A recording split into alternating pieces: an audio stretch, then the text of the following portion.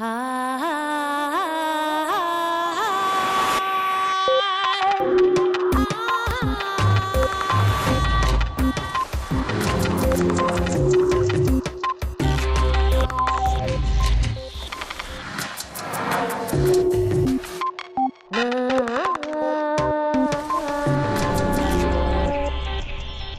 las primeras vacunas fue muy fácil, casi intuitivo.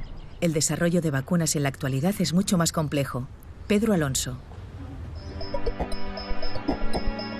Según la Organización Mundial de la Salud, la malaria afecta cada año a unos 210 millones de personas, de las cuales mueren más de 600.000, la mayoría niños africanos. Conseguir una vacuna contra esta enfermedad es muy difícil porque el parásito que la causa es un organismo muy complejo. Sin embargo, se están dando pasos importantes en ese sentido. Pedro Alonso, médico especialista en salud pública a quien Punset entrevista en este capítulo de Redes, dirige la investigación más próxima a alcanzar una vacuna contra esta enfermedad. La eficacia del medicamento será moderada, pero representa el avance más significativo en años en la lucha contra la malaria.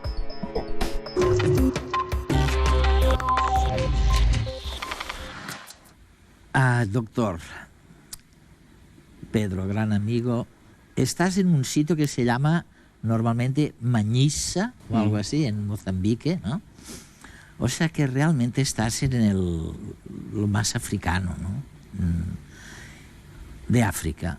Vamos a concentrarnos en algunas de estas enfermedades y concretamente en la malaria, en donde estáis siempre a punto de decir ya lo hemos conseguido o lo vamos a conseguir.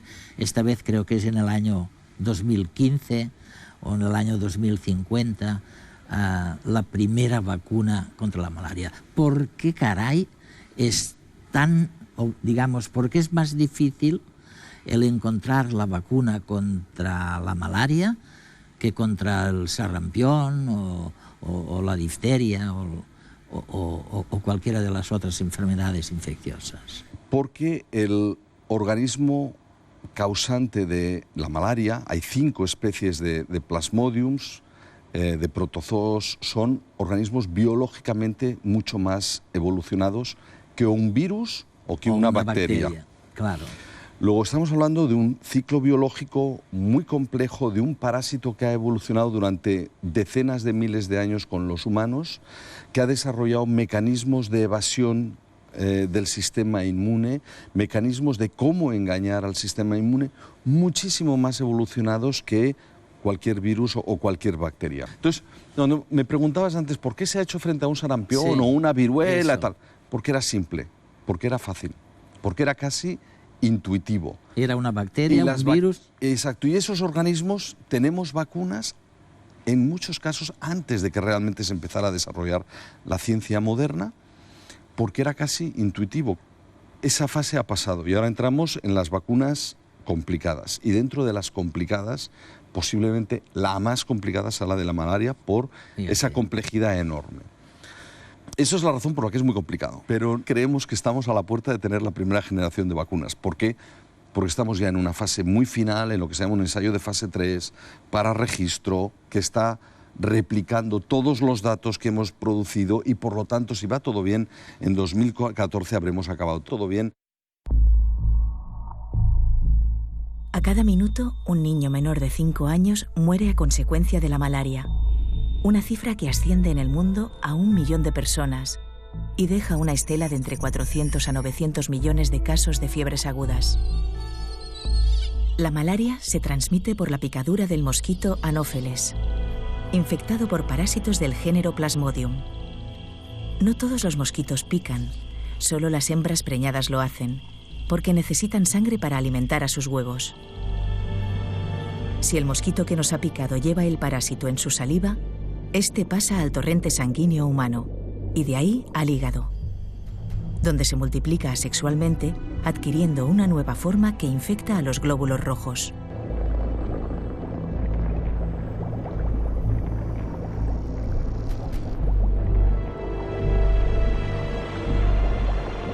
Una vez en estos, se volverá a replicar incrementando su número hasta hacer estallar a las células sanguíneas, liberando toxinas y produciendo los característicos ataques de fiebre. Además de la reproducción asexual, el parásito produce también células sexuales que luego darán lugar al equivalente de espermatozoides y óvulos. Sin embargo, estas células son incapaces de fusionarse en el cuerpo humano. Para ello es necesario que otro mosquito nos pique, succione con la sangre a las células reproductoras y que éstas migren al estómago del mosquito, en donde el Plasmodium podrá finalmente reproducirse sexualmente.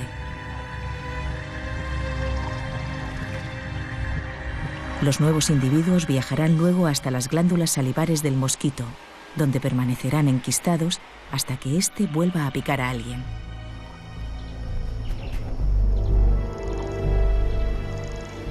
Para completar su ciclo vital, el parásito necesita de 2 hospedadores, un mosquito y un mamífero como el hombre. De ahí la dificultad para erradicar esta enfermedad. La mitad de la población mundial sufre el riesgo de padecer malaria. Su punto caliente está en el África subsahariana, aunque se extiende por Asia, Latinoamérica, Oriente Medio. En total, se encuentra en 106 países. Su objetivo son bebés, niños menores de 5 años y embarazadas. También estáis diciendo, no muy con una voz más bien baja, que se va a curar o que va a ser efectiva esta vacuna solo para un 50% de la población. Correcto. Y yo como economista te digo, oye, eso no puede ser sirve para rentable. nada. Y no me has mencionado otra cosa que me gustaría que me corrigieras y me dijeras, Eduardo, estás exagerando, pero el famoso Plasmodium falciparum, ¿no? Lo llamáis así, de la malaria, resulta que es característico de determinadas zonas africanas. Oye, al final me decís, es que si conseguimos la vacuna dentro de 50 años, solo nos va a servir para determinadas zonas en África, porque el Plasmodium... ¿Y eso es así? Eso es así, eso es así. Hemos tenido hasta ahora las vacunas fáciles, y las vacunas fáciles a menudo han tenido un 100% de protección.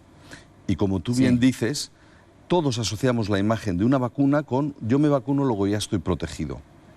Este paradigma está cambiando. Tenemos que empezar a aceptar que con los organismos más complejos tengamos vacunas que sirvan para proteger, pero a lo mejor solo protejan parcialmente.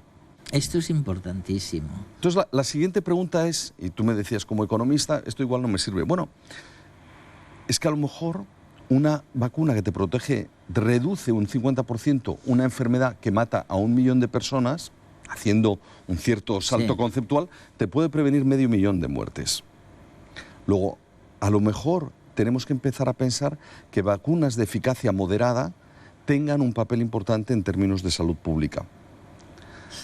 Y luego la siguiente, enlazando con tu segunda pregunta, es, ¿y estas vacunas me estás diciendo que sirven básicamente solo para los lugares donde se transmite el Plasmodium falciparum, que en gran medida es África? Y esto es cierto. Entonces el siguiente problema es, estas enfermedades son enfermedades olvidadas, en las que las fuerzas del mercado no operan. Representan lo que llaman los economistas que se dedican a esto, fallas de mercado. Nuestra investigación, en general, en el mundo llamado desarrollado, y el desarrollo de productos viene siempre de la mano de la industria farmacéutica. ¿Y por qué lo desarrolla la industria farmacéutica? Porque ven un mercado y por lo tanto ven un posible retorno. En las enfermedades que afectan solo a las zonas más vulnerables y pobres, no hay retorno. Y por lo tanto, en contra de lo que muchas veces se piensa, la industria farmacéutica son malos y tal, igual lo son, pero no por esto. El problema es que no hay suficiente mercado y por tanto retorno económico para hacer que la industria farmacéutica se involucre en la búsqueda de soluciones a problemas que afectan específicamente a estas poblaciones. ¿Sabes? Mientras hablas, me recordabas una cosa que he podido constatar con las políticas que llamamos de prevención. Estamos inventando, muy mal todavía, los gobiernos no saben nada de eso, y es las políticas de prevención, algo que pueda mermar, que pueda disminuir la demanda futura. Y tú me estás sugiriendo algo parecido, o sea, ¿no? Me estás... Sí, y el reto al que nos enfrentamos es cómo gente y economistas brillantes como tú piensan en mecanismos financieros que permitan utilizar el conocimiento y el know-how que a lo mejor solo está en manos de la industria. Esto es lo que llaman los push and pull mechanisms. Esto es cómo puedes, y fundamentalmente ligado al dinero público, cómo puedes catalizar parte de la investigación para que ya haga atractivo para que una industria tire de ello, y cómo creas artificialmente mercados. Por ejemplo, una vacuna de malaria o una vacuna de neumococo. ¿Dónde serían los grandes beneficiarios? ¿En África? ¿Pueden pagarlo? No. No. Si los gobiernos ricos generan bolsas o cantidades de dinero, y esto se ha hecho, lo que se llama el International Financing Facility for Immunization, grandes cantidades de dinero que le dicen a la industria farmacéutica: si usted saca una vacuna que me va a resolver este problema, los primeros 1.500 millones de dólares de vacuna ya se lo pongo yo. Y tira del know-how para desarrollar esas capacidades. Todo este mundo se ha vuelto, está en ebullición para encontrar medidas correctoras que nos permitan lograr al final nuestro objetivo, que es desarrollar productos de la ciencia y de la biomedicina que sean útiles a esas poblaciones que de otra manera no tendrían acceso a esto.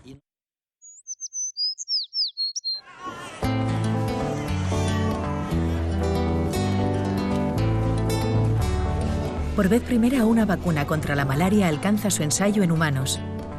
Se trata de la RTS-S, desarrollada por Pedro Alonso y ensayada en 15.460 niños y bebés de 7 países africanos. Esta vacuna se ha mostrado efectiva en un 56% de los casos, protegiendo contra la malaria durante al menos un año y reduciendo el número de casos severos en un 47%.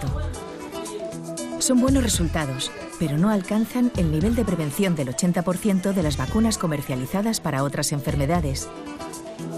No obstante, un 50% de efectividad en una enfermedad que se extiende por medio mundo supone salvar muchísimas vidas. En esta carrera por parar los pies de este asesino se ha intentado todo. La fumigación y las mosquiteras impregnadas con insecticida funcionan bien como medidas preventivas. También lo hacen los antimaláricos, medicamentos diseñados para prevenir o tratar la malaria como lo haría un antigripal con la gripe, sin producir una reacción inmunitaria, que es lo que hacen las vacunas. Sin embargo, su uso masivo ha provocado que el parásito se vuelva resistente en algunos países. En lo que respecta a las vacunas, se están siguiendo 3 vías de investigación. La primera y más avanzada, la RTS-S, desarrollada por Pedro Alonso, es la obtención de una vacuna tradicional. Se inyecta una proteína del parásito en el cuerpo humano para que éste genere anticuerpos y quede inmunizado ante una eventual picadura de un mosquito transmisor de la malaria. La segunda vía, inyectar el parásito vivo pero debilitado genéticamente. Esta vacuna muestra una protección del 100%, pero su estudio está menos avanzado. Y la tercera estrategia consiste en proteger a los mosquitos para evitar que luego infecten a los humanos. Para reproducirse, la fase sexual del parásito de la malaria pasa del humano al mosquito cuando éste lo pica. Una vacuna que bloquee la fertilización del parásito no protege al vacunado, pero sí al mosquito. Una vez inmunizado, el mosquito no transmitirá la enfermedad la siguiente vez que pique a un humano. Sea cual sea finalmente la vacuna definitiva, el RTS-S no será más que la primera de una larga serie hasta que se consiga una protección total. si esto empezó hace, ¿cuándo? En 1979, el primer gen clonado de Plasmodium. Sí. Luego vino el esfuerzo de investigadores y de instituciones como la tuya en Manisa. Después hasta ha venido Bill Gates financiando parte de este enorme esfuerzo. ¿Hay otra salida o esta va a ser la prolongación? ¿El futuro que viene va a ser muy parecido a lo que tenemos hoy? ¿En vacunas de malaria o en salud en general? En vacunas de malaria. Yo creo que en vacunas de malaria, si hubiera que apostar, yo creo que serán avances incrementales sobre lo que ya se va logrando. Pero nunca hay que cerrar las puertas a que hubiera un salto distinto. Pero todo este recorrido lleva como subyacente un concepto, y es el reconocimiento de que en el siglo XXI no deberíamos de aceptar que el lugar donde uno nace sea lo que determine tus posibilidades de vida. Hemos mandado a gente a la Luna, y no solo los hemos mandado de ida, sino que los hemos traído de vuelta. Hemos provocado la gran revolución en verde de la agricultura, hemos multiplicado nuestra capacidad de producir alimentos, la ciencia y la tecnología, ¿qué te voy a decir a ti? Y sin embargo, seguimos teniendo 8 millones de muertes al año de niños que deberíamos de ser capaces de evitar. Y por lo tanto, el reto de la humanidad, yo creo, o uno de ellos, es acabar con esta injusticia tan básica de que si tú naces aquí o si naces en Mozambique, tu posibilidad de sobrevivir los siguientes 28 días son radicalmente distintas. Pero estamos hablando de que en el 2011 o en el 2012, donde ya estamos, no podemos aceptar que haya 8 millones de muertes prevenibles, que la esperanza de vida en Mozambique sea de 42 años. Nosotros los duplicamos.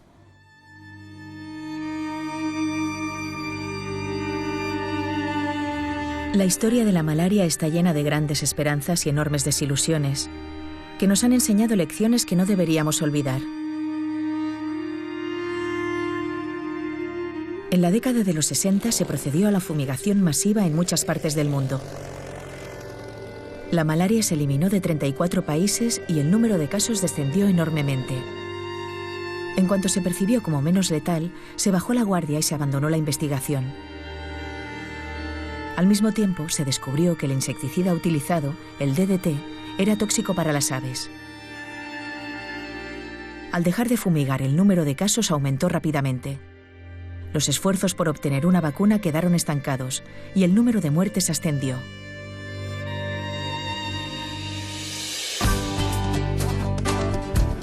Posteriormente, en la década de los 90, se retomó la investigación, en parte gracias a ayudas económicas como las de la Fundación Gates. El ciclo vital del parásito es un obstáculo importante.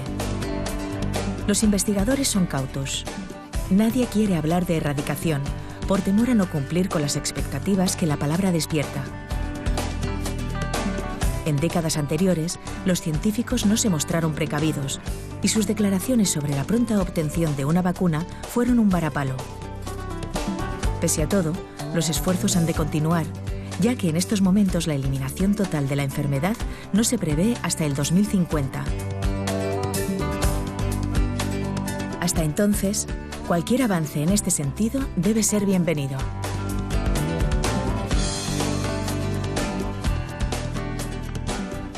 Nos han contado que aquella pobreza es el resultado del imperialismo, de lo que se llamaba el imperialismo. Y siempre nos hemos quedado con la duda cuál es la parte que le corresponde al imperialismo, la parte que le corresponde a la corrupción de esos propios países, ¿no? Y luego a una pobreza contra la que es verdad no se ha hecho todo lo que se tenía que haber hecho. ¿Cómo ves esto?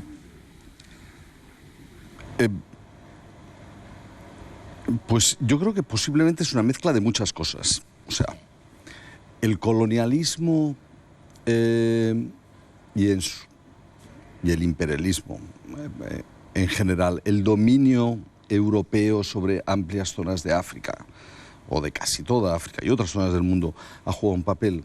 Seguro que sí.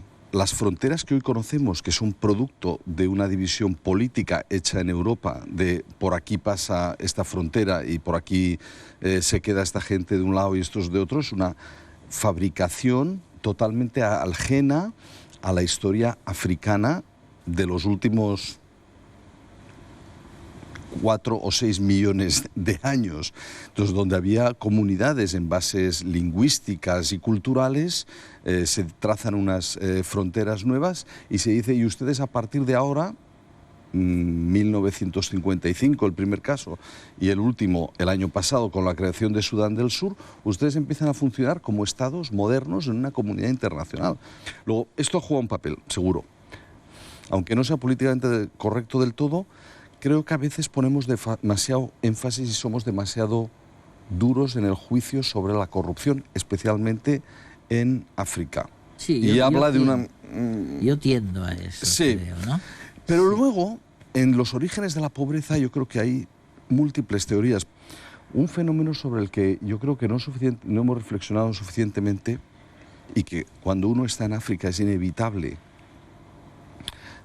preguntarse por qué África, que es la cuna de la humanidad, no ha habido nunca ciudades. Es verdad. Es verdad. ¿Por qué básicamente ninguna de las lenguas africanas es una lengua escrita? La escritura surge en Mesopotamia y entiendo... Hace 3.000, 4.000 años. Y surge cuando esencialmente se puede evolucionar de unas sociedades de cazadores y recolectores a unos de agricultores. Cuando se produce excedente de alimento que permite que haya gente que se dedique a pensar y a crear. ¿Y por qué en África nunca ocurrió esto? Y sin embargo todo empezó allí. Y sin embargo todo empezó allá. Aún ahora, cuando miramos un poquito la historia de la evolución, siempre vemos que hace 200.000 años son africanos de nuevo, todos los que llegan y los que conquistan el mundo, ¿no? Y hoy en día, todavía en Mañisa, como en muchas zonas de África, tú sales y ves a la señora con un pequeño azadón y que sobreviven de lo que llamamos la agricultura de subsistencia.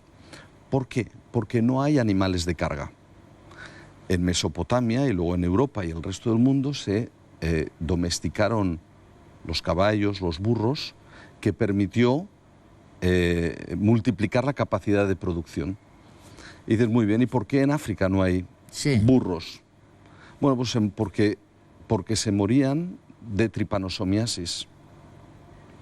¿Y por qué no hay caballos? Y tú puedes definir perfectamente el límite de la influencia árabe o musulmana en África, los límites de hasta donde podía llegar un caballo sin morirse, que es el límite de la distribución de la tripanosomiasis, la enfermedad de la mosca tsetse, transmitida por la mosca tsetse, la enfermedad del sueño, que mataba también a los animales. ¿Qué es el equivalente de un caballo o un burro en África? Una cebra.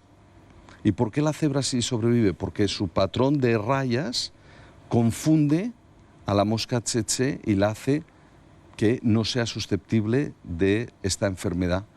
El problema es que la cebra no es domesticable. Entonces no ha habido animales de carga, no ha habido capacidad hasta hoy en día de tener una agricultura que produzca excedentes.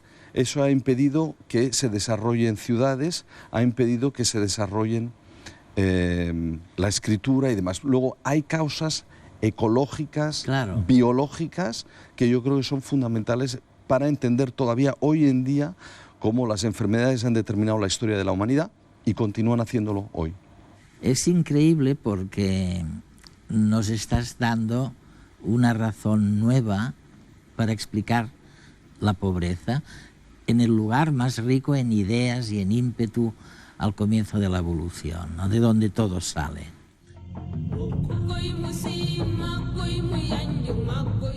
Es cierto que estábamos acostumbrados a recibir un leve pinchazo una vez y a olvidarnos de por vida del riesgo de contraer enfermedades infecciosas como el sarampión, la difteria o la viruela. Pero ahora todo ha cambiado.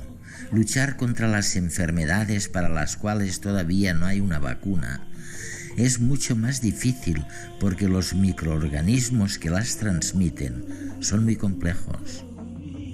Y aunque haya una esperanza moderada entre los científicos, no debemos hacernos demasiadas ilusiones. La vacuna de la malaria, por ejemplo, tendrá una eficacia de solo el 50%. No es lo que todos queríamos, pero servirá para prevenir 500.000 de muertes al año. Tampoco debemos olvidar otras enfermedades de las que no sabíamos nada hasta muy recientemente. Me refiero a las enfermedades mentales que afectan a un 20 o 30% de la población mundial. Una vez que hayamos inventado todas las vacunas que necesitamos, todavía estaremos enfrentando unos de los males más corrosivos, los que afectan al pensamiento.